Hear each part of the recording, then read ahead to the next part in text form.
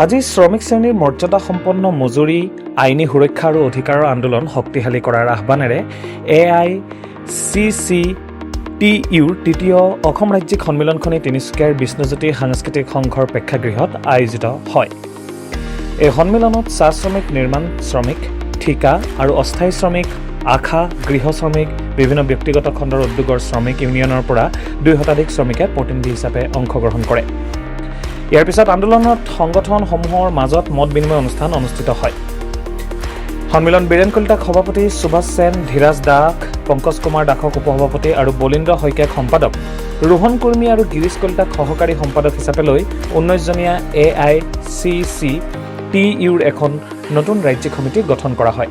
সন্মিলনে কেন্দ্ৰৰ বিজেপি চৰকাৰে শ্ৰমিক শ্ৰেণীৰ ট্ৰেড ইউনিয়ন কৰা, অধিকাৰ নোহোৱা কৰা আৰু আইনী সুৰক্ষাসমূহ বিলোপ কৰাৰ উদ্দেশ্যে শ্ৰমিক শ্ৰেণীৰ ওপৰত শ্ৰম সংস্কাৰৰ নামত জাপি দিয়া শ্ৰম সংহিতাৰ বিৰুদ্ধে ঐক্যবদ্ধ আন্দোলন শক্তিশালী কৰি তোলাৰ সিদ্ধান্ত গ্ৰহণ কৰে আৰু হিমন্ত বিশ্ব শৰ্মা চৰকাৰে ৰাজহুৱা খণ্ডৰ উদ্যোগ বিলোপ কৰা, এডভান্টেজ অসমৰ নামত অসমৰ গাহৰি পালনৰ উদ্যোগকে ধৰি উদ্যোগ ক্ষেত্ৰ আৰু ভূমি, তেল, চাহ, কয়লা আদি সম্পদ আদানী আম্বানীৰ ৰামদেৱ সহ দেশী বিদেশী কৰ্পৰেট গোষ্ঠীৰ লুণ্ঠনৰ চলনীয়া পথাৰলৈ পৰিণত কৰাৰ নীতিৰ বিৰুদ্ধে জাতীয় গণ আন্দোলন গঢ়ি তুলিবলৈ আহ্বান জনায়। ব্যুৰো ৰিপৰ্ট, দ্ৰুত সংবাদ।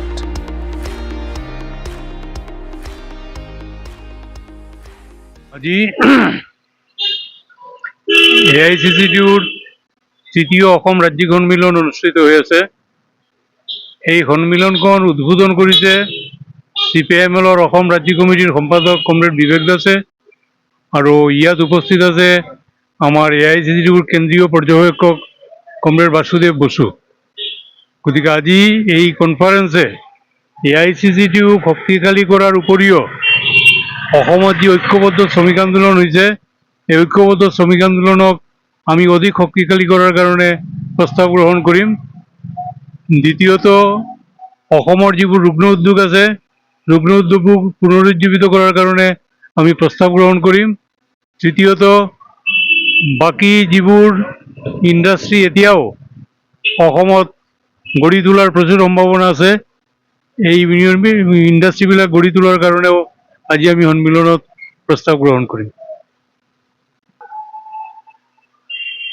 আমি আজি তৃতীয় অসম ৰাজ্যিক সন্মিলন অনুষ্ঠিত কৰি আছোঁ AICCTUৰ, আৰু আমি যিটো জেগাত এই সন্মিলন অনুষ্ঠিত কৰিছোঁ এইটো এনেকুৱা এটা জেগা য'ত আমাৰ উজনি অসমটো চাহৰ কাৰণে এটা গুৰুত্বপূৰ্ণ ঠাই, আৰু ইয়াত চাহ শ্ৰমিকৰ বিগত বিজেপি চৰকাৰ অহাৰ পিছত আমি দেখা পাইছোঁ যে তেওঁলোকৰ মজুৰি, তেওঁলোকৰ চিকিৎসা আৰু তেওঁলোকে যিসমূহ আইনী সা সুবিধা পাব লাগে সেইবিলাক একেবাৰে পোৱা নাই। গতিকে আজিৰ সন্মিলনত আমি চাহ শ্ৰমিকৰ বিষয়টো আলোচনা কৰিবলৈ গৈ আছোঁ। নতুন ধৰণে চাহ শ্ৰমিকৰ ওপৰত যি শোষণ হৈছে, এই শোষণ বঞ্চনাৰ বিৰুদ্ধে এটা শক্তিশালী আন্দোলন কেনেকৈ আগবঢ়াই লৈ যাব পৰা যায়। ইয়াত সকলো ধৰণৰ যিবিলাক চাহ বাগানত গ্ৰুপ চিকিৎসালয় আছিল এফালৰ পৰা বন্ধ কৰি গৈছে বিজেপি চৰকাৰে। আমি য'ত সন্মিলন অনুষ্ঠিত কৰিছোঁ তাৰ কাষতে ESIC হস্পিটেল আছে। 100 বেডে তেওঁলোকে ESIC হস্পিটেল বনাম বুলি ক'লে, কিন্তু অসংগঠিত যিসকল ইয়াত শ্ৰমিক আছে তেওঁলোকৰ কাৰণে ESIC কৰ্তন কৰা নহয়। আমাৰ ওচৰতে আছে চাবুৱা এয়াৰফ'ৰ্চ ষ্টেচন। চাবুৱা এয়াৰফ'ৰ্চত কাম কৰে, তাত গৰিষ্ঠ সংখ্যক শ্ৰমিকৰ ESIC, PF এইবিলাক কৰ্তন কৰা নহয়। গতিকে শ্ৰমিকৰ সুৰক্ষাৰ বিষয়টো এই চৰকাৰৰ দিনত সকলোতকৈ অৱহেলিত হৈ আছে। সেইটো অকল কেৱল চাবুৱা বুলি নহয়, চাহ শ্ৰমিকৰ পৰা আৰম্ভ কৰি, নিৰ্মাণ শ্ৰমিকৰ পৰা আৰম্ভ কৰি, আশা অংগনবাড়ীৰ পৰা আৰম্ভ কৰি সকলো ধৰণৰ শ্ৰমিক আজি ইয়াত অসমৰ সকলো অংশৰ শ্ৰমিক গোট খাইছে, আৰু এই সকল শ্ৰমিকৰ ওপৰত যি ধৰণৰ শোষণ বঞ্চনা এই চৰকাৰে চলাই আছে তাৰ বিৰুদ্ধে আমি যিটো আন্দোলন কৰি আছো, সেই আন্দোলনটো অনাগত দিনত কেনেকৈ শক্তিশালী কৰিম এই সম্পৰ্কে আজিৰ সন্মিলনে সিদ্ধান্ত গ্ৰহণ কৰিব, আৰু আমি আমাৰ অধিকাৰসমূহ কাঢ়ি আনিবৰ কাৰণে এটা সৰ্বাত্মক আৰু ঐক্যবদ্ধ আন্দোলন গঢ়ি তুলিবৰ কাৰণে সংকল্প গ্ৰহণ কৰিম। আজিৰ সন্মিলনৰ মূল উদ্দেশ্য হৈছে আমাৰ সেইটোৱে।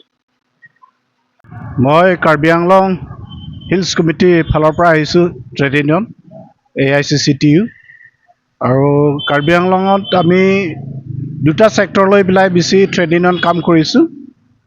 সেই ছেক্টৰটো হ'ল, এটা হ'ল নিৰ্মাণ শ্ৰমিক আৰু এটা হ'ল আশা স্কিম ৱৰ্কাৰ্ছ। এই 2টা ছেক্টৰ লৈ পেলাই আমি কাৰ্বি আংলঙত আমি শ্ৰমিক আন্দোলন কাম কৰিছোঁ।